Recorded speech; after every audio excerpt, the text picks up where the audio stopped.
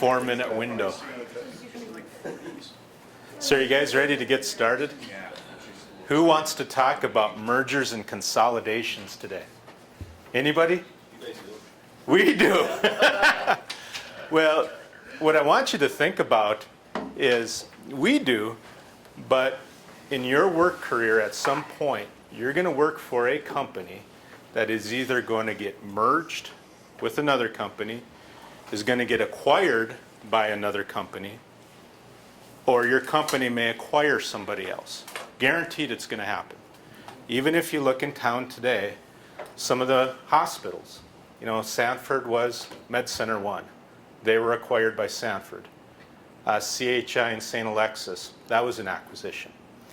And at NISC, we're a merger because we had two companies back in the late 90s who came together and formed NISC, and we'll get into that a little bit.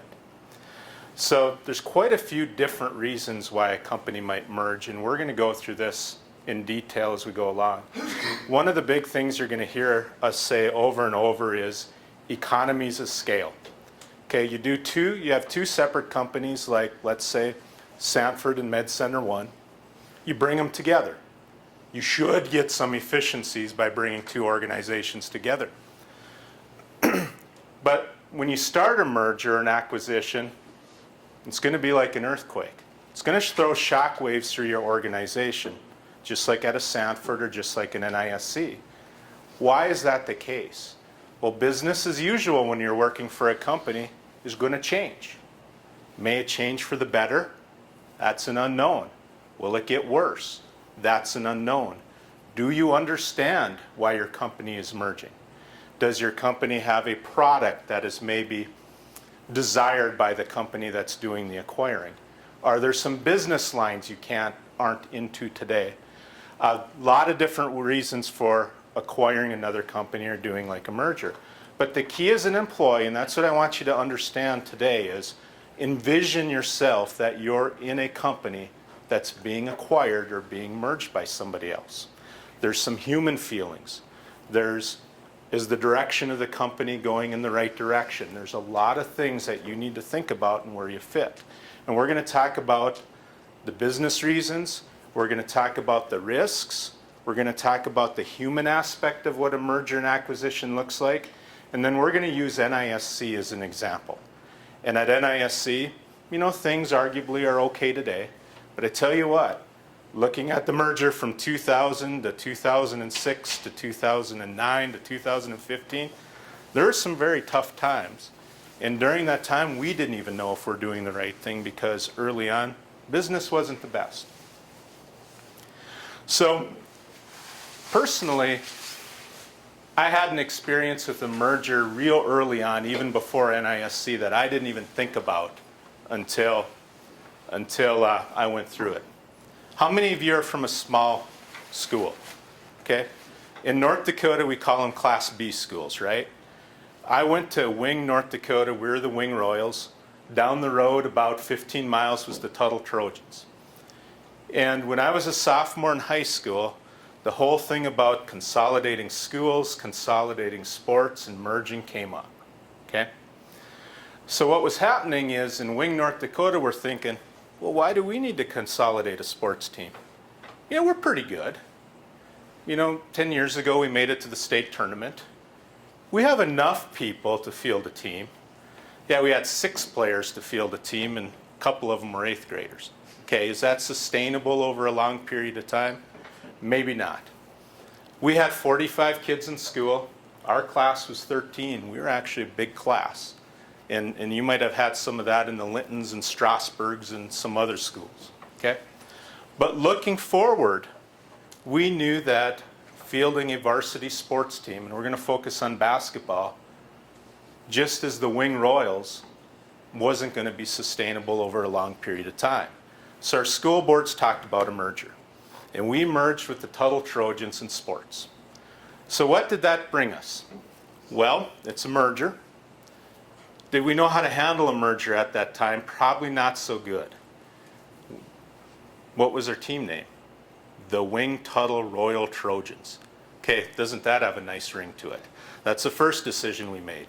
Decision number 2, What are we going to do with the 2 coaches? We have a great solution. Let's make them co-coaches. Okay. Number 3, we got 2 star point guards on the team. What do? We're going to have tryouts. And that was unheard of back in the day for us. We never had tryouts for sports. If you wanted to be on the team, you were on the team. Now let's think of that in the business world. And Greg will talk about this when we talk about NISC. You merge 2 organizations together. I talk about 2 coaches. What do you do in an organization when you have 2 CEOs? You can't have 2 CEOs. What happens if you have 2 sales teams? You can't have 2 sales teams. And it goes on and on down to people who are maybe supporting or installing the software. Same issues that we had back in the day with Wing Tuttle. How did the people feel about the merger? Barely anybody liked it, because business as we know, or the sports or the loyalty as we know, is different. Okay, now I'm cheering for my rivals. Are you kidding me? The team that I hated, so-called hated, but the team I disliked, that was my big rivals, now they're teammates? That's crazy. I tell you what, when we talk about the NISC merger, we merged with a rival. The company that we continually competed for new business, that's the company we actually merged with. Okay? Same as back with the Wing Tuttle merger. So then we look at, is this successful? I tell you what, the first few years, our team was rotten, probably worse than if we were separate. But about 5 or 6 years down the road, guess what? They made it to the state tournament again. Okay? So in Class B terms, I would consider that pretty successful. But there was a transition over time. The Wing Tuttle Royal Trojans, that sounds awful, but that's true, with the colors of blue, gold, black, and orange. Imagine how those uniforms looked. They went by the wayside, and eventually we were the Wing Tuttle Wildcats. Okay, a new identity, just like CADP, NCDC became NISC, a new identity, different coach. Eventually the co-coaches decided that it isn't for me, a new leader. And that leader took the team to great things.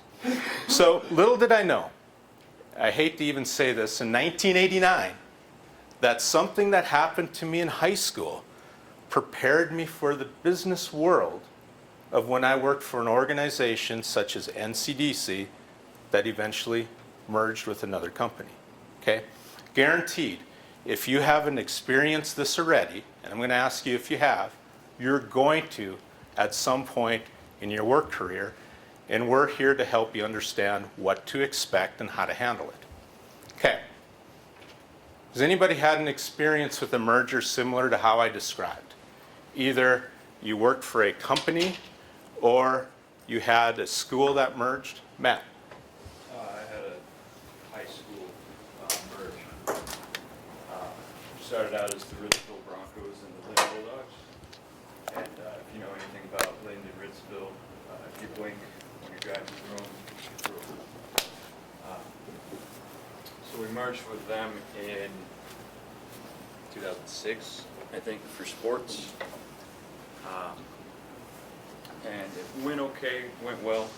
But before we started the whole process of merging for sports, there were people campaigning to not merge. I distinctly remember people selling T-shirts that said combines are for fields, not schools. And they had a picture of like a case IH. That's, hey, if you're from a farm community, that's pretty creative. And then down the road, after a couple of years of the sports combine, we decided to do a full-on, we're going to bring everybody from Lynn, we're going to bring them up to Ritzville, and we're going to share schools, and then we're also going to grab another school that's 30 miles away called Sprague, and we're going to have them for sports. So we kind of did like a merge two, and then we reached out and grabbed another. And it went okay, I guess, for the first year that we had Lynn in Ritzville. We won a state tournament in football. I think we went to state in basketball, I don't remember. And then we had a decent track team. So when you went through that merger, how were year 1 and year 2? Not good. Not good. How was And you know, how was maybe year 3, year 4, year 5? They were decent, but they weren't anything to brag about. I mean, I think there were a lot of fights in the locker room. I don't remember because about the 2006 time I was pulled out of Ritzville because my mom was teaching at another school. And just what you described is really very similar to what we dealt with in the business world. And we'll talk about at NISC if, you know, has our merger been successful? Well, I tell you what, just going down the path, it happened in 2000. 2001, 2002, 2003, that stunk. And it did for a variety of reasons. Number one, and we'll get into this in a second, we are looking at rewriting a new software package. Okay, that's a pretty big investment for any company. So if you're a company coming to us for software and services, well, what are you going to do? You're going to wait for the new software to come out, which isn't due to come out for a couple more years. Imagine what that does for sales. Okay? But virtually nothing. So we've had very similar experiences with, even at NISC, where the tough times got better, and eventually we're where we are today. You talk about the fights in the locker room, you know, I'd say we've probably had fights in the boardroom, fights in the meeting room, because what you're doing is you're bringing cultures together, and we're going to talk about that in detail as well. What do you want your culture for the new business to look like? Okay? There are a lot of disagreements over that. And even on the leadership position, on the leadership side, and at the time I was an employee, I wasn't in leadership, you know, there was some protection of what I do or what my team does, and not necessarily understanding what the big picture looks like, okay? Kind of like in your situation. You're really thinking about how it's affecting me, how it is today, but you don't understand what the big picture is, and probably wasn't communicated to you either. Okay, anybody, thanks Matt, anybody else that has an example of either from a work standpoint where you were involved in an acquisition or a merger, or even on a personal level? Anybody? Nothing. Okay, so Greg, tell us a little bit about how we became NISC. Sounds good. So I started at NISC in '98, and it was NCDC at the time. I was clueless. I was right out of school, and doing the day-to-day work, much like Mike. I think Mike started a couple years earlier. But I wasn't as clueless as Greg. Okay, continue, please. So, working for a company for 2 years, I've heard of this other company, a pretty big competitor of ours, and every now and then we'd win a sale. Every now and then they would win a sale. And you kind of just despise them just internally, you know, just competition. You know, we want to beat them every time out. So it was in 2000, and Vern had an employee meeting, and he said, we're going to merge organizations, and guess what? It's our biggest competitor we're merging against. So at the time, little did I know that, you know, within this CADP organization in St. Peters, Missouri, they had a group of people that installed the software, did the same thing I did. They had a group of people that did the technical services install, doing the hardware, just like Mike did. They had a sales team selling the software just like we did. Our products were very similar. There's a few different changes I'll talk about, two different differences. They had a CEO, like Vern mentioned, just like Vern. They had a board of directors, just like NCDC did. I was pretty clueless at the time on what all that meant. And I think at the time, ignorant was almost bliss from that regards. Basically, I kept my head down. I kept working on the products. Eventually, we kind of started bringing the two departments together. So what I did, what they did, we started meeting together. But there were a lot of challenges. There was challenges on what we do on a normal day-to-day basis for our work. You know, we have our task lists that we do. There was differences of opinion. And we would start traveling together to members' offices, and there was a difference of opinion on everything from how we did installs to what restaurants we went to in the evening, how much we should be expensing. So there's a lot of different cultural differences, and that's the main thing we want to get across today. So thinking back in what we're trying to do for you guys today and during this semester is culture is huge in these types of situations. You really don't know it until you go through it. And like Mike said, we want to give you that preparedness that we didn't have almost. So two things looking back that I would like to get across to you guys is one, know the purpose of what the company is trying to do. What is the direction? What was the direction from Vern? What's the direction from the board of directors? I didn't understand that at the time. I thought it was kind of cool. We're merging with another company. I'm going to get a lot of new coworkers to work with, but I was really clueless back then. And the other one, and this is mentioned a lot in the book, it's actually the title of the chapter, is failure is not an option. And that is the number one thing that people need to understand is a lot of, when you're working in those types of situations, you're approaching it almost as, a lot of people are, what's in it for me type of thing. How is this going to affect me? What do I need to do to keep my workload normal? You have to kind of think the bigger picture. What is this?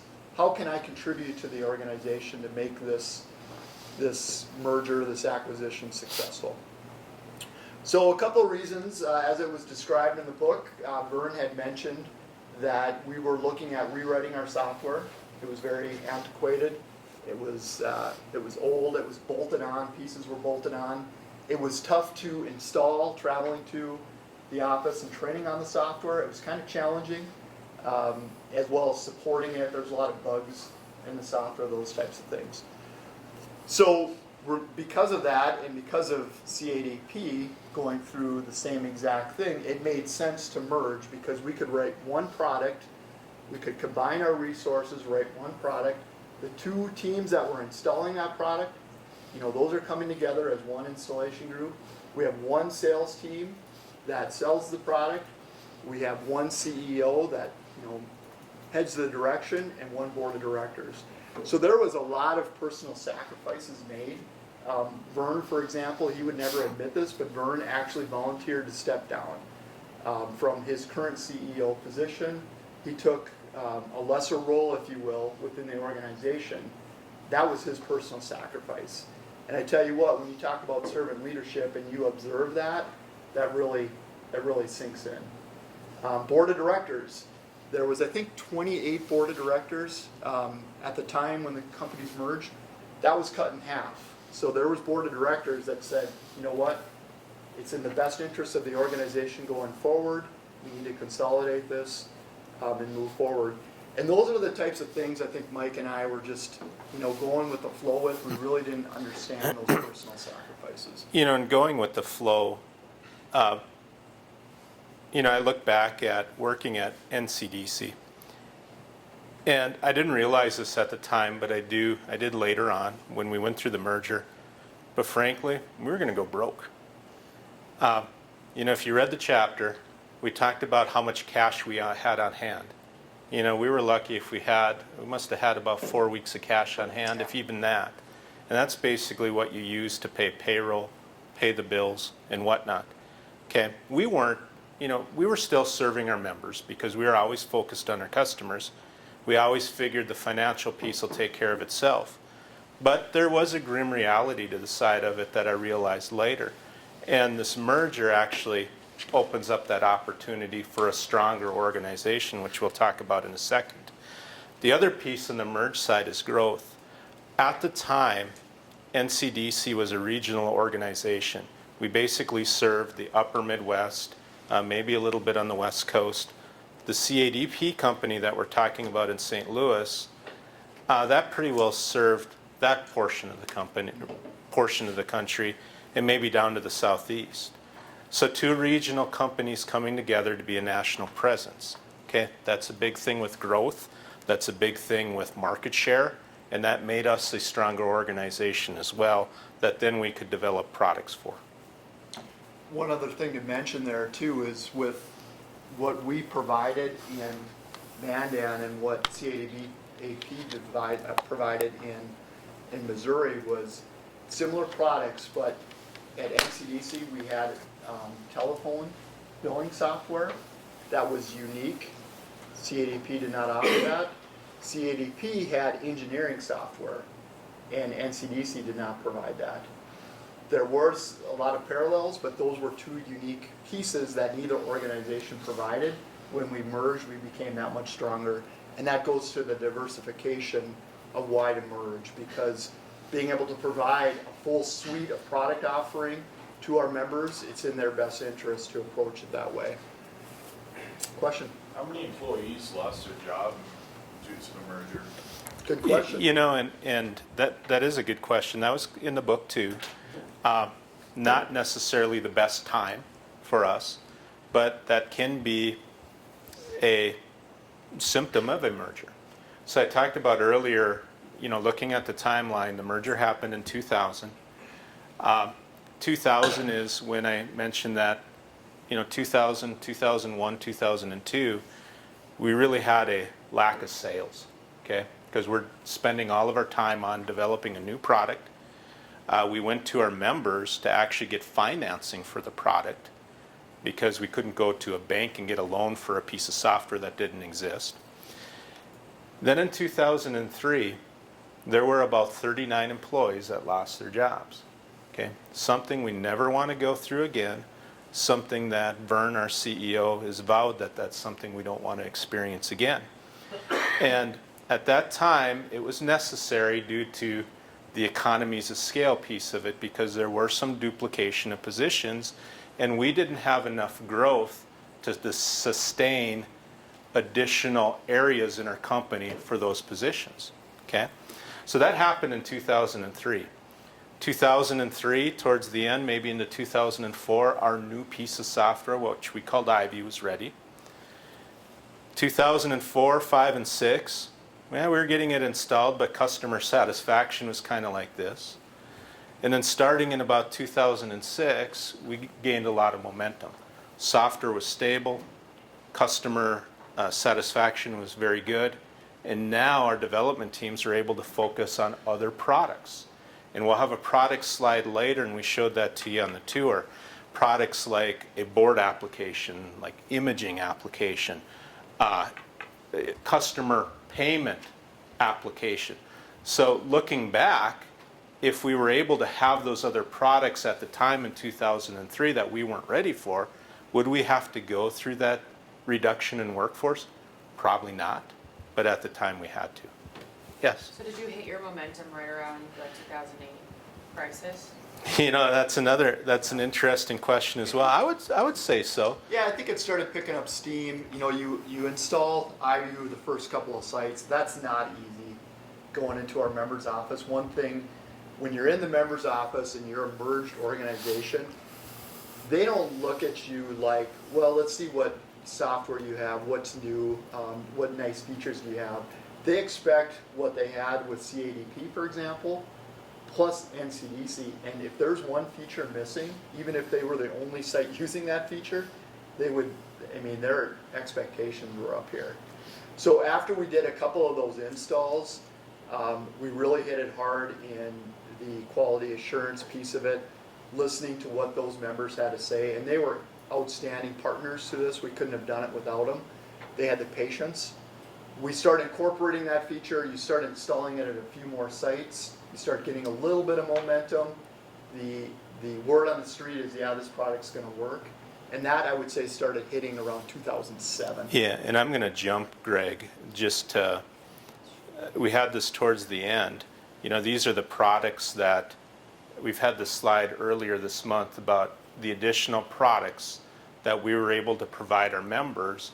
And a lot of this was due to our merger and having a stronger development staff. If you want to take a look at where we hit our stride, here's a slide that shows our member growth. We're in the 2007 area, we had about 500 customers. Today we have actually 765. Okay, you notice the nice upward climb starting in 2007. Why do I have 2000 through 2007 gone? And it wasn't so great, but I'll tell you, around the 2000 time frame, we had about 375 customers. So we've seen a lot of growth from the 2000 to current day, and that also translates in revenue growth as well. Notice the upward climb of, back in, I'd say the 2000 area, we were paying the bills. We were okay on the revenue side, but not at the point we are today. So this kind of illustrates what the question you had is, where did we hit our stride? And it was, about the 2007, 2008 after our iView product that Greg described became stable and we could branch out to other applications. Yeah, and one thing to mention in that 2000 to 2005 range, because of the competition was very fierce, we were rewriting software, it wasn't going all that great. We were losing some members because of that, because if we're coming in with a new product and we're saying, hey, we're going to upgrade you to this, it's going to be a full conversion, they're going to say, and I would do the same if I was in their shoes, is, okay, we'll evaluate that, but we're also going to evaluate other software. So we went through that quite often, and a lot of times, because the confidence wasn't there, we would lose a member because of that. Back in 2006, 7, I would consider that's our turning point, because that's when we started not losing members. Today, if we lose a member, it is a big deal within the office, I can tell you that. It doesn't happen very often, thankfully, but most of the employees, I think there's what did you say, 200 employees still around since the...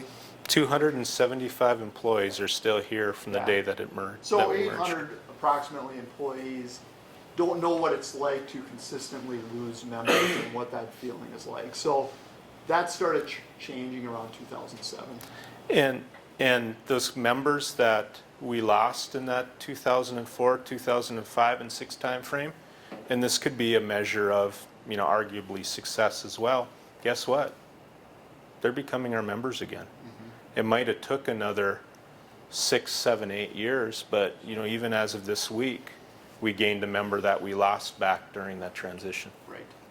The other thing to mention with the financial, the question back in 2003 when there were some layoffs, the financial piece of it was pretty dire. I remember receiving an email because of the financial constraints, and this is a little embarrassing, but it happened, asking employees if they want to give up their vacation accruals.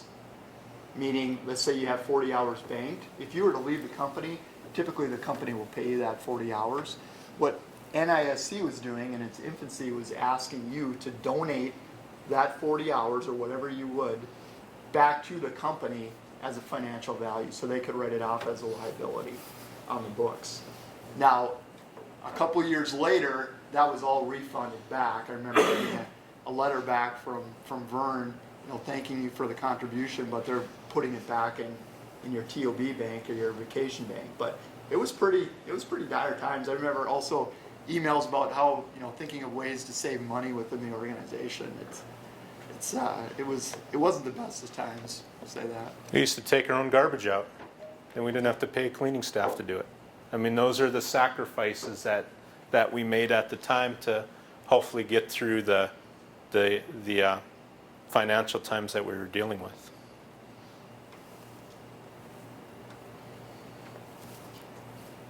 So, just some statistics for you that when you're undertaking a big software project, a rewrite, things of that nature, within the industry, 68% of those projects fail. And why do they fail? There's various reasons, right? I think there's difference of opinions. There's a lot of culture. There's financial pieces on it. But I go back to the basics, knowing your purpose, right? We talked about that a little earlier. What is the purpose of the organization? Why are we doing this? What's the big picture why we're rewriting the software? Let that sink in at a personal level. And then the other thing is everybody on board, if you're responsible for that project, failure is not an option. You have to keep reminding yourself of that. And again, you have to make personal sacrifices. You have to understand, what can I do to best meet our goal as an organization? Now, one of the advantages that we had through our software project is, we've already talked about why a cooperative is different than a business. We've talked about cooperative culture. Being a cooperative helped us here because our members are our owners. Our members had an unbelievable amount of patience because they recognized the technology that they could have. And it took us, really about 6 years before we became a stronger company because of the merger. Guess what happens in private business? You're going to probably get sold again within those 6 years because your shareholders will lose patience. And the cooperative business model, our members, who are our owners, had the patience, and that helped us be successful too. And that kind of lends into this, is that, overall, a lot of mergers do fail. And this is on the handout that we had you read, or the article we had you read, this is one of the facts that they had in there, that the majority of the mergers that you see will fail. Okay, just because shareholders might lose patience. It might lead to great losses for them, and a change has to be made. Yeah, I think patience is probably the big thing there. Is from our standpoint, we knew it was a long-term strategy. Our members knew that it was a long-term strategy. I think in normal organizations, if you don't turn a profit within X number of months or within a year or two, if you're not seeing some progress being made, which we didn't back then, we didn't start seeing that for about 5 years, you're resold and you're probably discounted for pennies on the dollar at that point in time, unfortunately. So the human aspect, the culture aspect of the mergers, we talked about the personal sacrifices. Pieces of the software that I helped design back early on in my career were no longer being brought forward. Well, that kind of, strikes a chord because of that personal sacrifice of the piece of knowledge that I had put in the software that I had suggested is no longer being brought forward. So those are some challenges. Learning to work with remote teams, this was new to us, and back in 2000, the technology was pretty limited compared to what it is today. It was a lot of conference calls. It was flying back and forth to each office. There wasn't much video conference back then. As technology advanced, we started putting those things in place, and they made a lot of differences. But that was a big deal, and we weren't used to that. We were used to working with our members on the phone, but not necessarily coworkers as much. The we versus they syndrome is probably the number one factor that I experienced, and to a lesser extent today, thankfully, still see it amongst the teams. But you'd have conversations, and this is literally, you would have a meeting, a team meeting, and you'd be in a conference room in Mandan, and the exact same team is in a conference room in Missouri. We'd have our discussions, we'd hang up, and guess what happens? Each area would have their own little meeting after the meeting, and it starts turning into we versus they. That happens in a meeting basis, it happens on an individual basis, and it really could make or break the merger and the teamwork that you're trying to accomplish. Fear of the unknown, like Mike said, you don't know what tomorrow's going to bring. You don't know what's going to happen when it comes to going out on site and installing the software. You kind of have to have a little blind faith when it comes to that. Abandon old habits. An example of this would be, as we would install the product, we'd have our set of instructions, and we would keep those instructions personal. We wouldn't share those instructions, and that's a toxic type of culture. You need to share your information with your coworkers and view it as a team approach. And then the merger syndrome. Those are a couple of different pieces to that. One with that is the personal aspect. So that is what's in it for me type of concept. We have the professional piece of it. This would be the company portions of, let's say they have two different policies, two different vacation policies, and they're different, and you're starting to treat individuals different because of that. Those are the main things from the merger syndrome. So Mike has the answer up there, but from an organization perspective, what is the most important asset that a company has? Anybody want to try to answer that? It's the most important asset that a company has.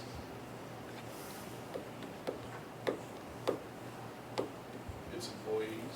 That's right. Employees. And the only thing, you're right, but it's not just the employees, it's the right employees.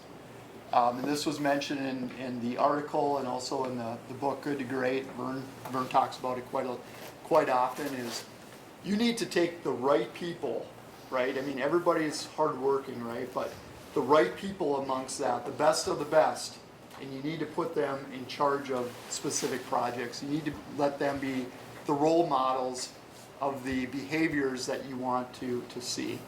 So the people is definitely a big piece of the success, but the right people kind of carry the torch of what you're trying to do, the purpose of why we're going through a merger. And, you know, earlier we talked about we versus they, and I heard Greg mention that doesn't happen much anymore. Well, why doesn't it happen much anymore? Well, back to getting the right people is one. You know, the other is, when we look at our organization today, there were only 275 employees that actually knew what the merger was like. Okay, that makes a difference too long term, that now you have 800 people in the organization that understand the new culture, that understands how it was post-merger, and that also brings an organization to where you need to be as well. So, you know, the key is throughout the merger at NISC, you know, we did a pretty good job of communicating to the employees of where we were and where we needed to be. Problem is from the employee side, I just didn't understand the impact of it. You know, I didn't understand. I couldn't look far enough down the road to understand where we were or where we are today and where we were. I just knew how to do my job and where I could be of value to the company through the merger and to help our members. So being an employee, like we talked about earlier, just understanding, you know, what would be expected out of you in the merger, how you have to understand what the new culture might look like, and it may be different than what you're used to. And then you need to reach deep down inside and how can you be a part of that new culture. So at NISC, have we gotten benefits from our merger? And I think we really have. We look at when we develop new products. We talked about developing that new iView piece of software, which at the time was accounting and billing products. You know, that took us probably 3 years before we actually got it installed at the next site. Guess what? We can't afford to spend 3 years on a product anymore. 3 years in technology, you're already to the next product, right? So with our development teams and having a larger development team, we're finding that those development projects are completed much faster. It may be 3 months, it may be 6 months, but that is back to the economies of scale and a big benefit that we've seen with the merger. We were also able to focus on that single product called iView. We didn't get into this in detail, but pre-merger days, we had to support the old product that the customer is using for CADP, the old products for NCDC, and we really didn't gain that steam until 2006 when we were starting to support one product. Guess what? That was a 10-year project. It wasn't until 2010 until we had everybody on the same product. That's when we really recognized some of the benefits of what the merger became. Greg already mentioned about filling the gaps with diversity between the two organizations. We already talked about that one company was stronger on the telecom side, one company was stronger on the engineering side. Bringing those together made a better product. Our recruiting capabilities has become very important for us as of late. Looking over the last few years when the oil industry was gaining a lot of velocity in North Dakota, it was tough to find employees in North Dakota. It was a lot easier to find employees in Missouri, Iowa, and Wisconsin, where some of our other campuses are. That really helped with our recruiting opportunities. And being a national organization rather than a regional organization, we do have employees that are coming from maybe other cooperatives or other parts of the country and maybe working out of their homes that we just didn't have before, and that was part of one of the benefits we saw. So some of the benefits with the merger, and we have them up there, and what's crazy to me, and we've said this on more than one occasion, 75% of the employees only know us as NISC. Okay, that's good from the aspects of they understand their culture going forward. The downfall of that is they might not realize what some of the pain was prior to them coming. Okay, and that's pretty well documented in detail in the book. So I already showed this. Our merger allowed us to have a lot more products. Back in the day, we were just accounting and billing software. If we take account of the number of products we have, we're upwards of 80. It's all the way down to applications for Android and iOS devices to take care of customers out in the field. For example, if you're using, if you're cooperative that's providing you power, you might see them pull out an iPad on the side of the house and take a meter reading. Okay? That's our technology that we've been able to have over the years.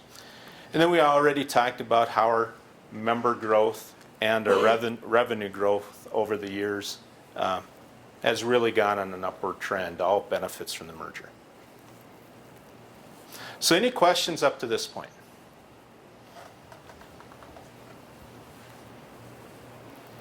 Okay. What we're going to do next is we're going to have a group activity. Okay, and Greg will describe that in detail here in a second. I also want to show you what your assignment's going to be that's going to be due Thursday before class. We're asking you to write a one-page paper, research a merger or acquisition. Okay? Those merger and acquisitions can be, a technology company. A good example I can think of is Dell merged with SonicWall last year. They acquired EMC. That could be one that you could look at. You could also do it off the book as well and write it off of the CADP, NCDC becoming NISC. Or if you can find articles on Sanford and Med Center 1. Okay, those are just some examples to look for. Research a merger acquisition and then answer these 5 questions. Why did they merge? Okay, we described in today's presentation some of the reasons why we merged. What are the risks? The human aspect of it, the culture that the new company wanted to be, and in your opinion, was it a success or failure? Okay, any questions on the assignment? Does that make sense? Okay, I got lots of nods. All right. So, group activity, Greg. Okay, what I have here is company A, company B, and the one highlighted is your company, your current company. I'll also give you kind of a profile of the additional company.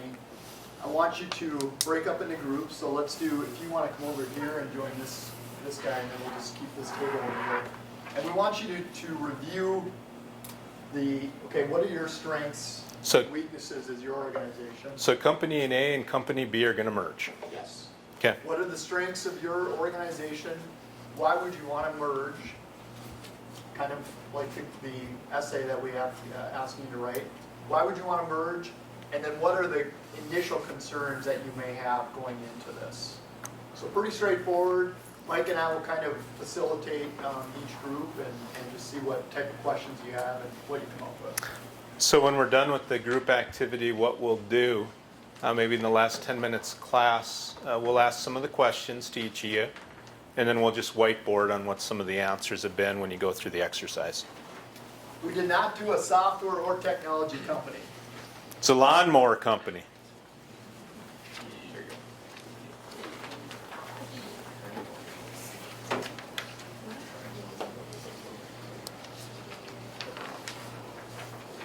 Yep.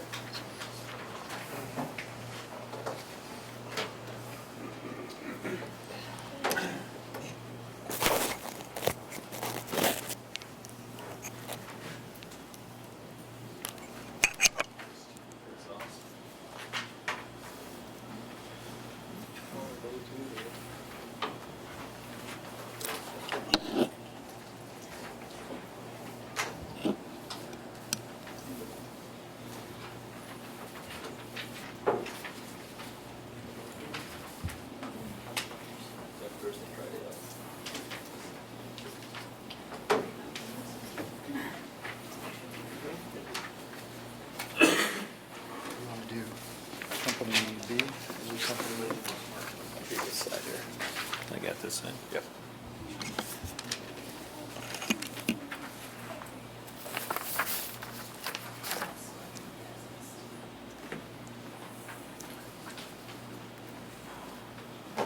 So looking at company A, guys, what are some of the things that you think are your strengths and weaknesses right now over here?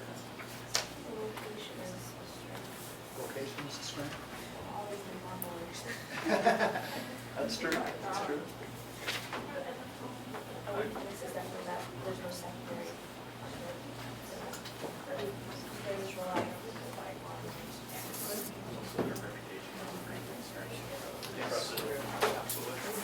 What would you consider some of the weaknesses? Meaning, why would you start considering a merge? Yep.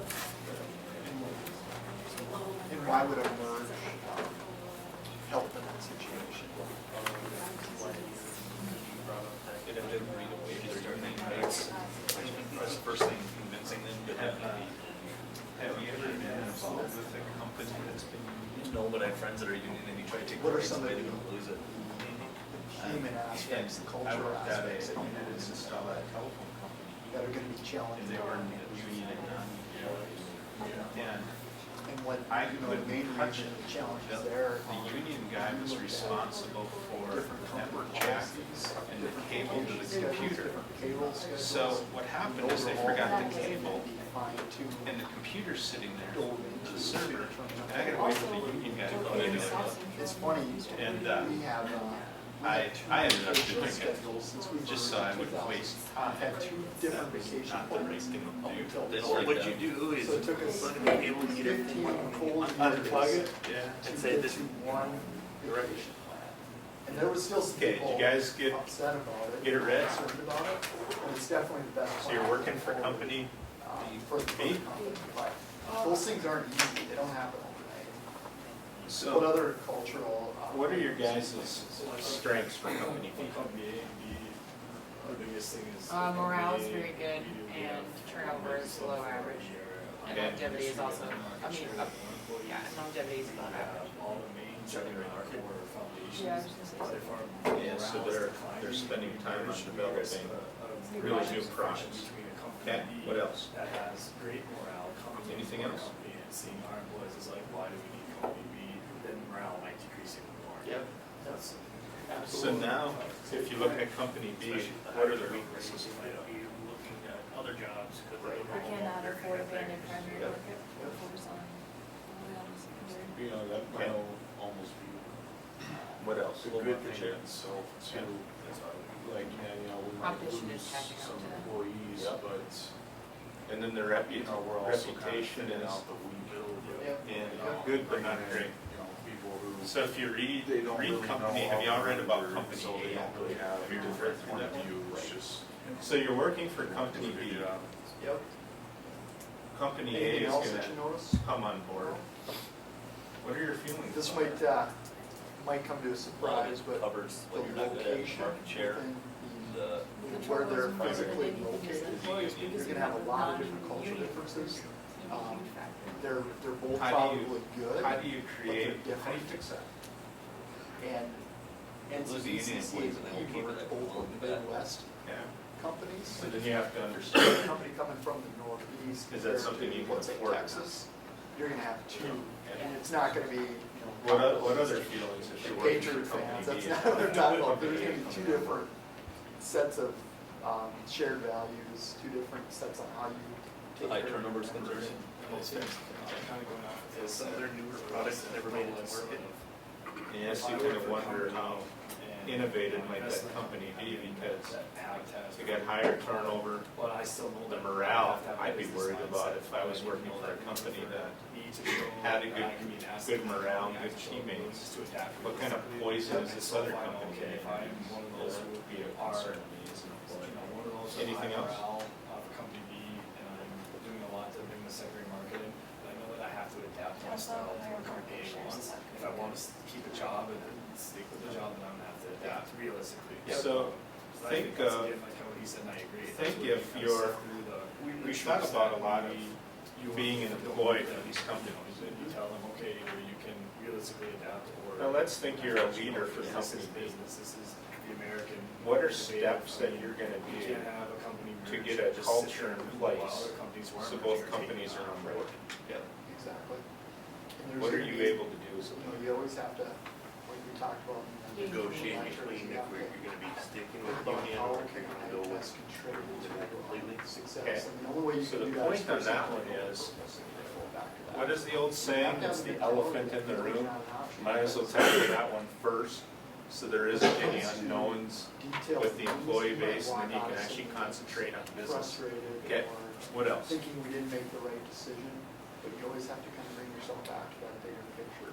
Guess it would be identifying what they've noticed with their employees being. And that's what we're trying to. Having such a high turnover. We prepare you guys for. Okay. Like, Anything I'm pretty else sure that they've done sticks exit out reviews for and me? so on and so forth, so they must have an idea of what it is. I think something that Why, sticks out. why did they ever Company A, and I employ don't know anything how this for it? would affect them. Or if that's just the way that that They're company right now runs? hiring. Well, and one of the big, big challenge and pressure is, okay, talk about exit interviews. And why do you, What why if do you, what company are some of the A's human bullet resources say I'm points in doing that it right? describe why Company we're doing that B's for each? human resources says you're not. See, you know, they have a lot Who of makes that decision? employees for. You know, it, kind of that where sometimes they're at. gets to be one of the You know, where toughest they things. merged Is there now exit they have interviews with the unions, though? northeast, and so now they There cover is. both They're Metro done. Snow and They're lawn done. care. Yep. Where down It's south, possible. they're kind of limited to Little work for you. dirt and lawn care Yep. a few times. So looking at these two companies. Yeah, and exactly, it's Are they because keeping both primary and secondary, or are they gonna you have a lot just of, focus we have a on lot of primary? employees like or that, and they have secondary to or- build new products to market. Well, and that's You have a lot of overhead. that's a big thing to consider too, because you look at one So side. there's a it's couple of the different primary, factors that companies. because of the primary, they have a high It's market share. one, either we. But if you just focus on the secondary over here, your market share is lower, so those are the types Or of things you you need to could look consider. at merging with a company like Company B. Because not only would that And attract more diversify customers, yourself, but because it's Company B limiting to has our your core products, snowblower, but they because also that was only diversify. during winter, it would And that's one limit of the your, things we saw when we merged. money, We had revenue, four products because that were the same. you can't buy them in the But summer, you know, it's there's certain Yeah, you're limiting your market specializations is what that would that neither company had, like So with engineering both software companies, and do you think they'll be telephone billing successful? software. You Merging. combine that into one organization, and that just makes you that. Time will much stronger. tell. Well, and that's And when one it comes of to the, things like this, when we you're talked right, about today, unfortunately, that's really one of the there's big more likely things the is, benefits of merger you hear of a are economies merger or scale. acquisition, You have- you All expect, building the same product. wouldn't you expect as an But employee, you also, things would be better day in a lot one? of cases, you don't Or necessarily not. need all those employees No. anymore because 'Cause you it's don't not. need two sales teams. You don't need You know, it two. takes, So a lot of the business It takes aspects of it years are with the before- economies of scale. and for us, you know, it was about 6 years You don't have the before you right really attitude, noticed the there's a very benefit. Well, what good happens chance in the that 6 you years? may be laid off. We already talked about, we lost some customers, You might be searching. probably lost some good That's employees. a real life We scenario. probably lost some good knowledge that we didn't have. And the longer else that you you go guys- through that period of time, the more apt something like that is to happen. What would you do if you were company A? Would you consider it? So, Or any would you other take a different path? comments? You know, I consider it. It just makes sense for, if we want the business to flourish, we have the core, like I said, the core fundamentals that we described to as a group, then we should base our foundation off that. Then if we can have a company B that can be diversified and come into our company with the reputation they have and the high morale strategy and everything like that in their domain presence where they're living and where they're selling their products. It would almost be kind of a no-brainer if we already are in a situation where we have the overhead of too many employees and everything like that. And I think both companies almost need each other in order to still maintain revenue and profit and hold on the market. Because like I said, if these two companies are going to try to stay where they're at, the other companies who are going to find innovative ways to put themselves past company B, by the time that we realize, oh crap, we do need to merge with company B, or company B needs to update it. You have a European company come in and take Yeah, over. exactly. So any other comments? interested to hear what you guys, we have enough time? Yeah, we got plenty of time. Any other comments from you guys? Coming from company B, you're seeing company A over here. Is this enticing for you to merge with company A? What would you do? Would you, What are you gonna do with the unions? good question. What are you gonna do? You're in charge of our human resources area. What do you do in that If situation? unions were smart, they wouldn't give in. They're unions for a reason, because it benefits them. Unions aren't like regular employees. What's the union think over here? Free donuts on Mondays. Can you become unions? Yeah, those are real life scenarios that happen with every merger and acquisition. Now, in our example, we didn't have union, I mean, we were all non-union. It made it a little bit easier. But I guess a close example is every employee in St. Louis, I believe, was salary. Pretty much every employee in North Dakota was hourly. Yep. So what does that mean when I'm traveling on the road and I put in, 60, 70 hours on the road? I'm getting paid overtime, right? And now I'm changing to a salary type of situation. Those are serious, issues that from the payroll, from the human resource area, those are things we had to tackle. Yeah, and vacation plans. In Mandan, it was less generous than what we had in St. Louis. How do you merge that together? Okay? That's We pretty had two difficult. I mentioned this to these guys, but we've had 2 plans on vacation, on PTO, paid time off, up until this year. So for 15 years, because we couldn't come to an agreement, there was benefits on either side, we've had 2 plans.